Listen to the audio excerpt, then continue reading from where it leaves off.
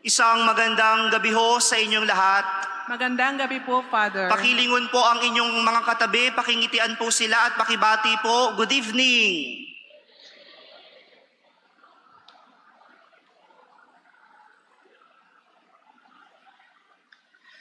Mga minamahal kong kapatid kay Jesus, lalong-lalo na ho sa mga deboto ng parokyang ito ni San Pablo de la Cruz. Patuloy po ang ating paghahanda para sa nalalapit na deklarasyon ng inyong parokya at dambana bilang minor basilica. Ikalawa sa ating diocese. Kung kaya isa itong napakalaking biyaya. Kaya ang puso natin ay nag-uumapaw sa pagpapasalamat sa Diyos. Kaya sa Diyos na may gawa ng lahat, sa Diyos na sa ating nagbibiyaya at nagpapala, palakpakan po natin ang Panginoon.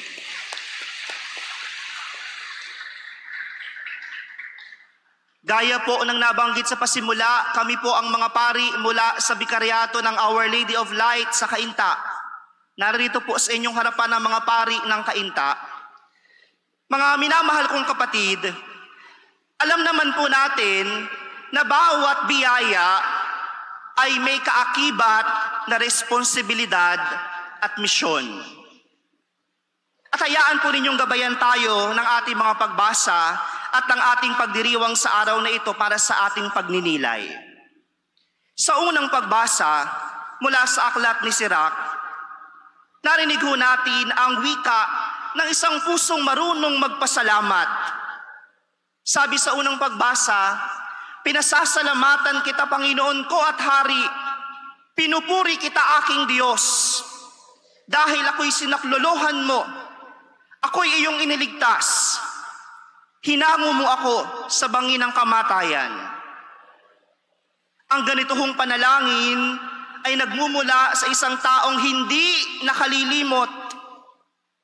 Isang taong hindi nakalilimot sa Diyos na sa Kanya'y nagligtas. Isang taong marunong tumanaw ng utang na loob sa Diyos. Isang taong hindi nakalilimot sa Diyos na sa Kanya'y umagapay, na sa Kanya'y nagmamahal. At mga minamahal kong kapatid, ito rin ang awit na dapat marinig mula sa atin. Isa pang pusong nagpapasalamat sa Diyos sapagkat siya'y laging tapat. Hindi niya kailanman pinabayaan ang dambanang ito ni San Pablo de la Cruz, ang inyong minamahal na parokya, sa loob ng maraming taon ng pagsusumikap ninyong makatugon sa paglilingkod at sa tawag ng Panginoon. Mga minamahal kong kapatid, ang pagkilala ho bilang minor basilica ay hindi lamang karangalan. Ito ho ay tanda ng katapatan ng Diyos sa Kanyang sambayanan. Ngunit gaya ng bawat biyayang ating tinatanggap, ito rin po ay paaniyaya, hindi lamang upang magpasalamat, kundi ito rin ay paaniyaya na mas lumalim pa tayong lahat sa pananagutan. Napakinggan po natin sa Ebanghelyo, sabi ni Jesus, "Malibang ang butil ng trigo'y mahulog sa lupa at mamatay, ito'y mananatiling nag-iisa. Ngunit kung ito'y mamatay, ito'y mamumunga ng marami." At ito mga minamahal na kapatid, ang sekreto ng pananampalataya. Ang pamumunga nagsisimula sa pagkamatay sa sarili. Hindi maaaring magkaroon ng bagong buhay kung walang handang mag-alay ng buhay. Ganyan ho ang ginawa ng inyong patron, San Pablo de la Cruz. Isinuko niya ang kaniyang sarili upang nang sa gayon masalamin ang pag-ibig ng Diyos sa krus ni Jesus. At ito rin po ang ginawa ni San Pedro Calungsod, ang ikalawang santong Pilipino na ipinagdiriwang natin ang kapistahan ngayon. Isipin ho ninyo si San Pedro Calungsod, isang kabataang mula sa Visayas, isang katekista, sumama sa mga misyonero upang ipahayag ang Ebanghelyo. Sa edad na 17 taong gulang, siya'y nag-alay ng buhay alang-alang sa pananampalataya. Ngunit bago pa man siya mamatay, ipinamalas na niya yung kanyang pusong handang mag-alay para sa Diyos. Yun ay nung tanggihan niyang iwanan si Padre Diego Luis de San Vitores. Pinili niya kasing manatili. Pinatatakas na siya para maligtas niya ang kanyang buhay. Ngunit hindi niya iniwan si Padre Diego Luis de San Vitores. Sinamahan niya ito hanggang sa wakas. At sa kanyang kamatayan, sumibol ang buhay ng pananampalataya sa gawing Pasipiko.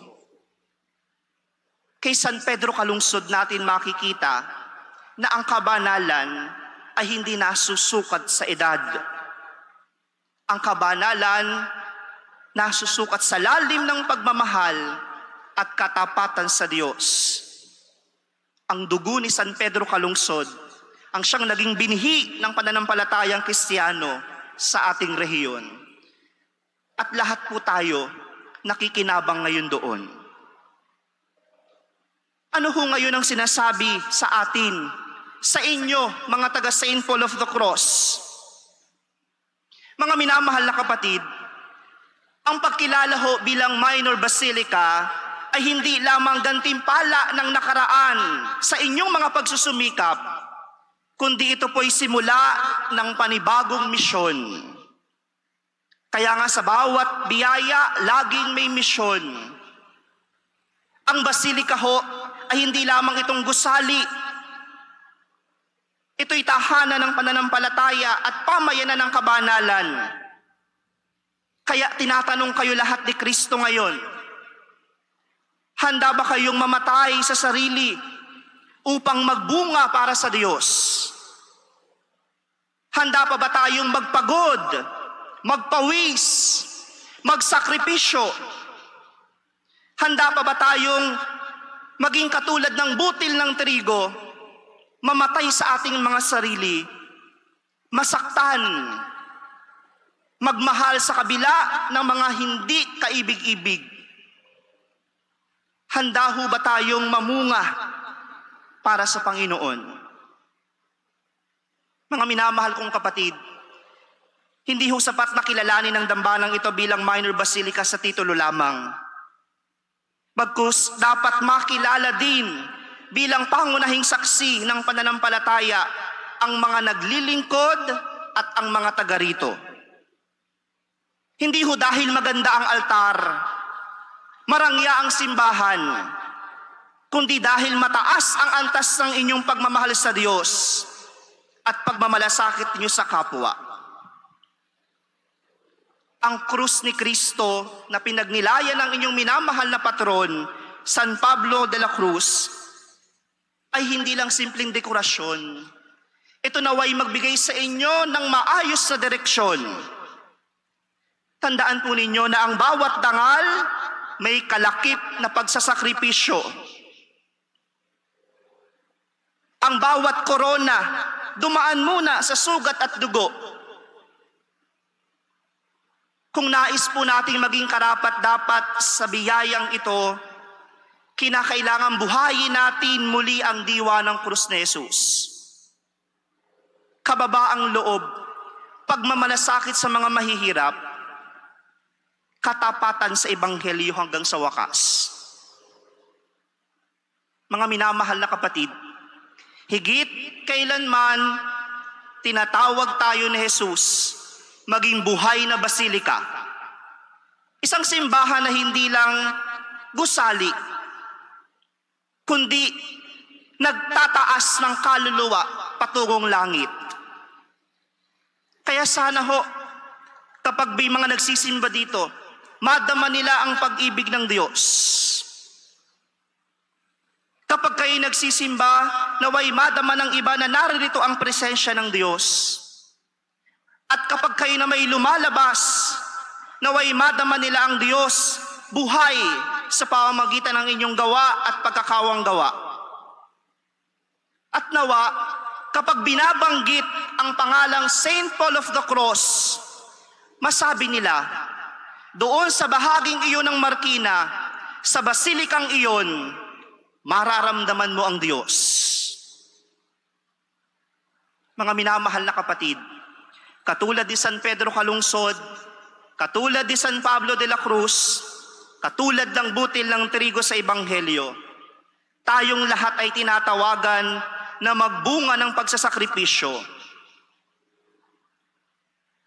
Magningning sa ating pananampalataya, sapagkat ang tunay na karangalan ng isang basilika hindi ho nasusukat sa ganda ng struktura, kundi sa pusong handang tumugon sa tawag ng Panginoon.